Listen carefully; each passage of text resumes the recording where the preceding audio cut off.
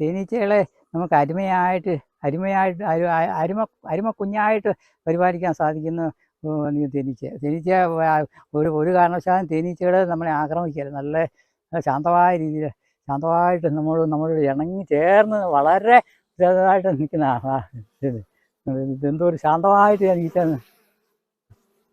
എത്ര ഈച്ച സ്നേഹ ചുംബനങ്ങൾ അർപ്പിക്കും. ഈച്ച അത്രയ്ക്ക് ഈച്ച നമ്മോട് ഇണങ്ങി ചേർന്ന് നിൽക്കുന്നത് വളരെ വളരെ വളരെ എത്രയോ സ്നേഹം ഈച്ചകൾ ധാരാളമായി ചേർന്ന് ഈച്ചകൾ എല്ലാം നമുക്ക് ഈച്ചകളെ എത്രയോ ഒരു ഈച്ചകൾ ഒരു ആക്രമണം നടത്താതെ നല്ല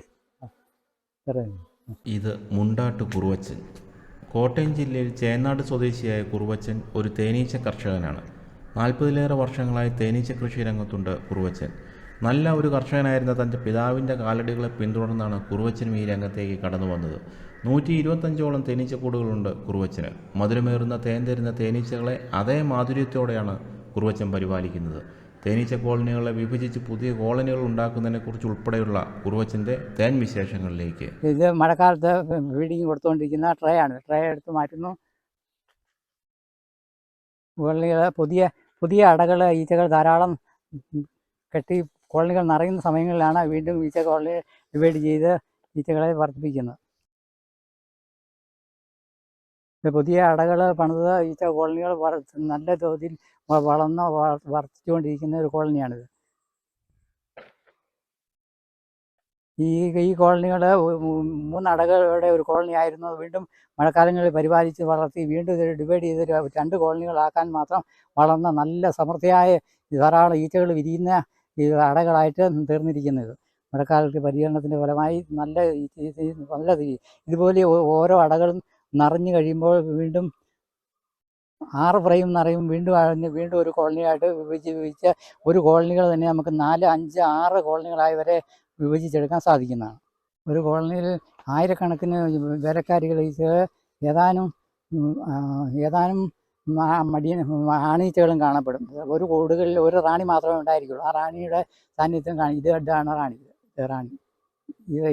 ഈ റാണിയാണ് ദിവസം 1000, 1500ഓളം മുട്ടകൾ ഇടാൻ ശേഷിയുള്ള ഒരു ഈച്ചയാണ്. ഇത് മുട്ടയില്ലാതിരിക്കുന്ന അടകളാണ്. ഇതിങ്ങനെ പുതിയ അടകൾ നിർമ്മിച്ചതിനകത്ത് റാണികൾ മുട്ടയിട്ടാണ് വീണ്ടും ഈച്ചകൾ ധാരാളമായിട്ട് വളർന്ന് വീണ്ടും കോളനികൾ ഡിവൈഡ് ചെയ്ത് കൂടുതൽ കോളനി ആക്കാൻ മാത്രം വളർന്നു വരുന്നത്. ഇത് ഈച്ചകൾ നിർമ്മിച്ചിരിക്കുന്നതാണ്. ഇതിനകത്ത് മുട്ടയിടാൻ വേണ്ടി റാണിക്ക് മുട്ടയിടാൻ വേണ്ടി നിർമ്മിച്ചിരിക്കുന്നതാണ്. ഇത് മുട്ടയിട്ട് നിറയുമ്പോൾ വീണ്ടും അത് വിരിഞ്ഞ് ഈച്ചകൾ ധാരാളം നിറയുകയും വീണ്ടും നമുക്ക് പല കോളനികളായി ഒരു കോളനി വിഭജിക്കാനും സാധിക്കും.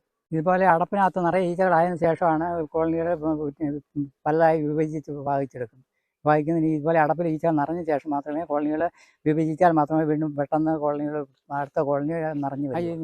ഈ ഈച്ച ചെറിയ തോതിൽ ഈച്ചയ്ക്ക് നോവുകയൊക്കെ ചെയ്ത് ആക്രമിക്കാൻ സാധ്യതയുണ്ട്. അതിന് ഈച്ചയ്ക്ക് ചെറിയൊരു ശാന്തത വരുത്താൻ വേണ്ടി ചെറുതായി സ്മോക്ക് കൊടുക്കുന്നത് വളരെ നല്ലതാണ്.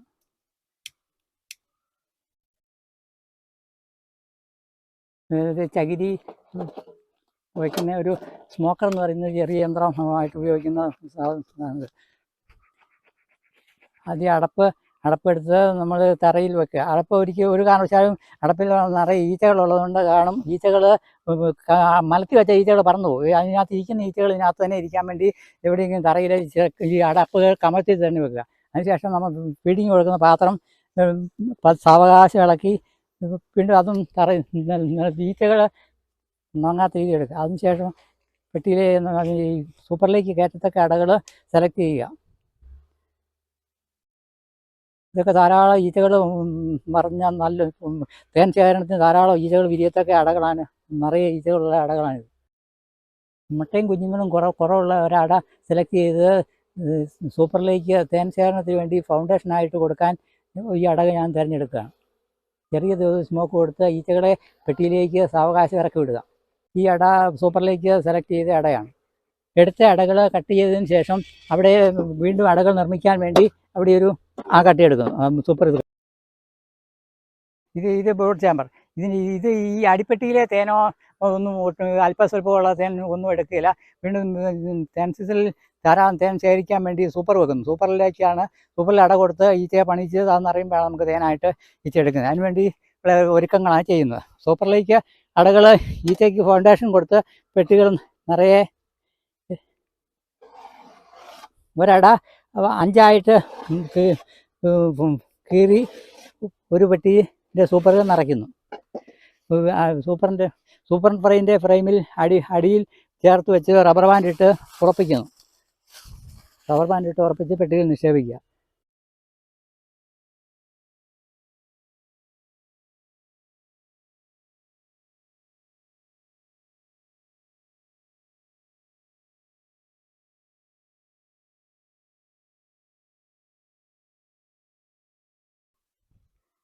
നമ്മൾ കൊടുത്ത ഈ ഫൗണ്ടേഷൻ ഈച്ച തേൻ പ്രകൃതിയിൽ വരുന്നതിനനുസരിച്ച് മേലിലേക്ക് നിറയെ ഈ ഫ്രെയിമിൻ്റെ ഉള്ളിൽ നിറയെ ആകുകയും വീണ്ടും ആ സ്കൂളുകളിലെല്ലാം തേൻ ശേഖരിക്കുകയും ചെയ്ത് സീൽ ചെയ്തതിന് ശേഷം മാത്രമാണ് തേൻ നമ്മൾ വെക്സാറിൽ വെച്ച് കറക്കി തേനെടുത്ത് നമുക്ക് ഉപയോഗിക്കുന്നത്.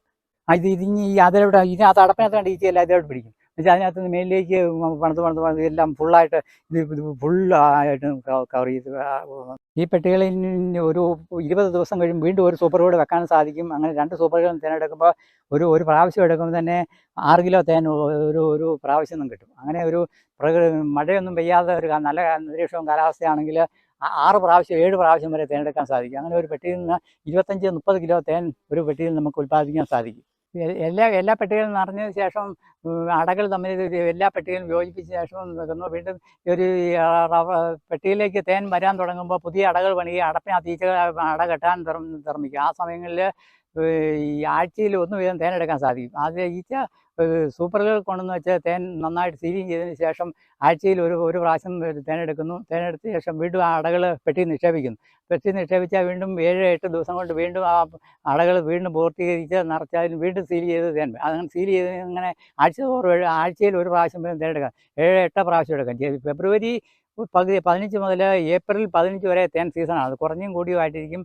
അങ്ങനെ ഒരു 7-8 പ്രാവശ്യം ചില സീസൺ നന്നാണെങ്കിൽ 10 പ്രാവശ്യം വരെ തേനെടുക്കാൻ സാധിക്കും. 10 പ്രാവശ്യം വരെ തേനെടുത്താൽ ഒരു പെട്ടിയിൽ നിന്ന് 40 കിലോ വരെ തേൻ കിട്ടുന്ന പെട്ടികളുണ്ട്. എല്ലാ പെട്ടികളും 25 പെട്ടികൾ ഇരിക്കുന്ന സമയത്ത് എല്ലാ പെട്ടികളും ഒരുപാട് തേൻ കിട്ടിയെന്ന് വരികയില്ല. ഒരു 8 കിലോ തേൻ ഏറ്റവും കുറഞ്ഞ ഒരു പെട്ടിയിൽ നിന്ന് കിട്ടും. 30 കിലോ മുകളിൽ ഒരു കൂടുതൽ കിട്ടുന്ന പെട്ടിയിൽ നിന്ന് കിട്ടും. അങ്ങനെ ശരാശരി 25 പെട്ടി വെച്ചിരിക്കുന്ന ഒരു പെട്ടിയിൽ നിന്ന് നമുക്ക് ഒരു 300 കിലോ തേൻ ഒരു വർഷം നമുക്ക് ശേഖരിക്കാൻ സാധിക്കും. ഒരു തേനീച്ച പെട്ടിക്ക് ഇതൊരു പെട്ടിയുടെ അടിപ്പെട്ടി മാത്രമായിട്ടുള്ള പെട്ടിയാണ്. ഇതിനകത്ത് 6 ഫ്രെയിം ഈ പെട്ടിയുണ്ട്.